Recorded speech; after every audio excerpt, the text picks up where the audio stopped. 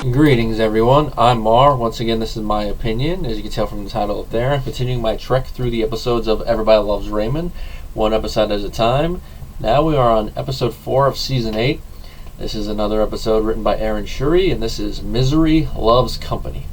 As I mentioned at the end of the previous episode, this is another Robert and Amy centered episode, and this one is about their 3-month anniversary. That's right, you heard me right, their 3-month anniversary. A weird anniversary to celebrate, I think, as a married couple.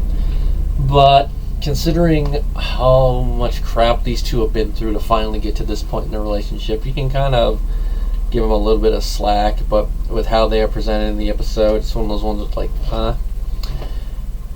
Now, all throughout the episode, it's building up to the fact that we're going to have their 3-month anniversary dinner. Now, we mainly see Robert and Amy talking about marriage, and then we see Debra and Ray's reaction to everything, both to the invitation and to how these two are getting up on their high horse and talking about good marriages. Now, you would expect their marriage to be good there, like especially 3 months in, and Ray does even make fun of it a little bit. But Robert, is like blowing it off and all that, and be like, this is what I found to be the key to a happy marriage. And he starts mentioning it, togetherness, communication. Now, the one piece of advice that Robert gives, it's a pretty good one. It's like, did you even hold her hand? Which, yeah, that is true. Holding hands is something that you should probably do in your relationship. I mean, most of the time, whenever I hear about the marriages that have lasted for decades, one thing that usually always is there is that involves a lot of hand holding and togetherness. Now, you could do the whole different time periods when the marriages started and everything they've been through and different thoughts about not staying together. You put those aside, but hand holding seems to be definitely one. So it's a good piece of advice that Robert does give Ray, and Ray does try to put it into practice. And funny thing is that right when he does it, the first thing that Debra's like, I'm not in the mood tonight. It's like, he tries to just do something for them, and that's her first thought. But considering how we've seen Ray, how persistent he is with trying to get some fun time, you can kind of see why that would be her first thought. And Ray does explain that to her, like, oh no, I'm not going after that, I'm just trying to be together with you, I'm just trying to do something for our marriage. And Deborah's all like, really? You're trying to do this for our marriage? And of course, as you would expect from these two, this does end up blowing up into an argument, everything considered. And Ray does try to mitigate it. He's like, can we please just pretend we made up? I don't want Robert to gloat at his thing. And he even continues that right into the beginning of the dinner. And Deborah's like, nice try. He can't fault Ray for trying there. He wants to at least make it seem like everything is all good, all code 4 at the dinner, so that nobody asks questions, especially Marie, because we all know how Marie is when it comes to butting into other people's business. Well, we get into the dinner, and of course, Robert and Amy are all lovey-dovey, which, from our audience perspective, this is something that we can really give them, considering all the crap they've been through since season 1 to get to this point where they are now a happily married and much in love couple. So, them being all lovey-dovey, we can get it. Now, from the fact that they have been giving some marriage advice to the other couple around their age, you can kind of see why they're watching it and giving it the all like, oh, jeez, get a room type reaction. But more so later on, once we see Debra and Amy have a conversation. Because they do, and Amy takes things one step further. Robert was just talking with his brother and gave him a piece of advice. But Amy's one step further, is instead of just giving her a piece of advice, she gives her advice in the form of a marriage book. Marriage is an amusement park. Now, I just say this sounds like it'd be an interesting book to read just from how they describe it and the names of the chapters. Like one of them is Ride Maintenance.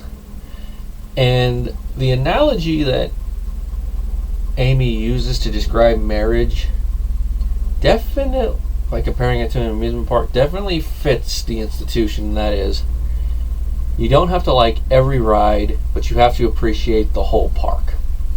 And what I mean by that is that there could be things about your partner you don't like little habits. You could have certain hobbies or interests that the other one either doesn't like, either outright hating, or it's not theirs. Like, one of you could be into horror films and the other one's like, yeah, it's not their cup of tea. They more prefer romantic comedies, and you don't like romantic comedies, but the whole give and take thing in your relationship. Just one of those things that, like, you don't have to like it, but you have to appreciate it, and the whole compromise part of a relationship. So it's a nice little piece of advice. Now, she could have said that out loud. She didn't really have to do that and give the book. And that is what pushes things over the edge for Debra. And of course, when it comes to the little wedding toast, where they start giving little speeches about what they think about marriage and each other, leads to Debra and Ray being like, oh, cry, give me a break. And of course, they start going out like, hey, why don't you put that over? Why don't you put something over each other's mouths? Yeah. And of course, Robert and Amy all know what this is regarding. But the funny thing is seeing Frank and Marie just sitting there like, what in the world is this? Now, everything seems fine when they're mentioning that, until Amy mentions that they also got one of those books for Frank and Marie. And this is something that apparently Robert was not on board with, because the moment he hears that, he's like, I just wanted to help. These may not be the people to help.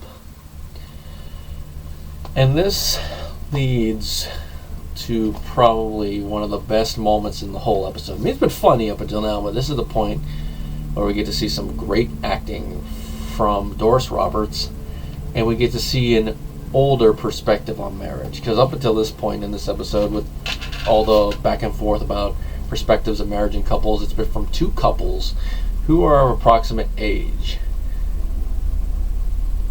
I mean, Robert is older than Ray, and then Ray is in turn older than Debra and Amy, but they're of comparable age. It's not like a big gap. Here we got the parent figures, where this is a couple where they're all in their late 30s to mid-ish 40s on average. Now we're getting to a couple that's in their late 60s, early 70s that has been through it all. One where marriage advice would be a little bit more warranted considering how long they've been together, even though with the things I mentioned earlier about difference and how you approach relationships and divorce and all that. And as Marie herself puts it, it's from someone in a position to give the advice.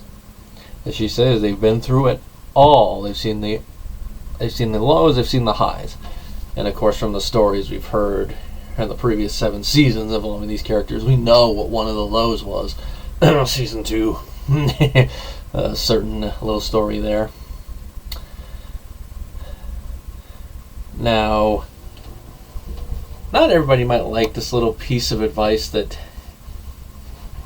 Marie gives here, but it is a logical piece, even though you got to approach it from a certain perspective, and that is, there's going to be yelling, there's going to be anger, don't fight it, accept it.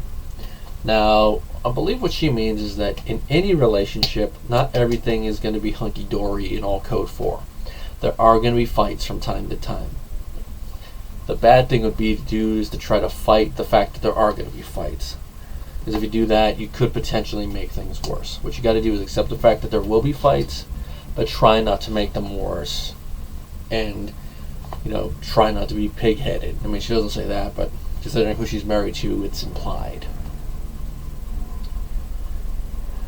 And you just gotta go with it.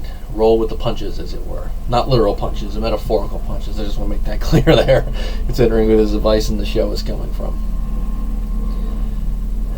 And the episode does end on a good note after Marie finishes her advice, where they toast each other and to marriage, to death do us part.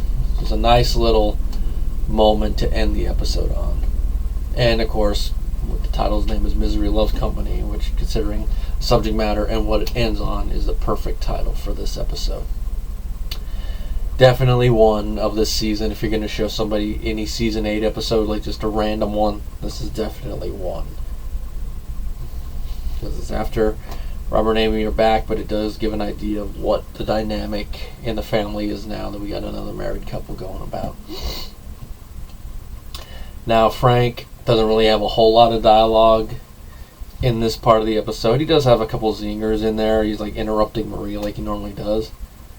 Like when Marie's giving examples of stuff that they're going to say, and then she's like, "This is juicy," talking about the chicken that they have for dinner. And then, of course, like with the low and the high, he interjects with, "When was the high?" Which, of course, is something Frank would totally say. Yeah, because, him throwing that in there.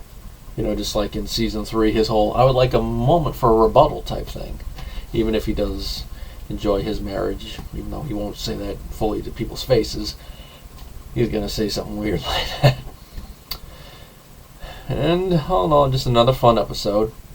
Now, the next episode is going to be another first run one, like I said, first disc. And it's an interesting one considering that it focuses primarily on the relationship with someone from the friend group. Now, we've seen a lot of the people in the friend group show up and kind of spur on parts of an episode, like Andy and his whole being in Sports Illustrated and that whole thing. And, of course, Gianni with the Super Bowl tickets. Now, this is another one with the Gianni, but this is one where some of the stuff we've seen about him kind of come home to roost, and it involves money. And there's one thing they say about friends with money: do so at your own risk. But it's not loaning money, it's hiring someone for a job. That, of course, is going to be the contractor. Till then, everybody.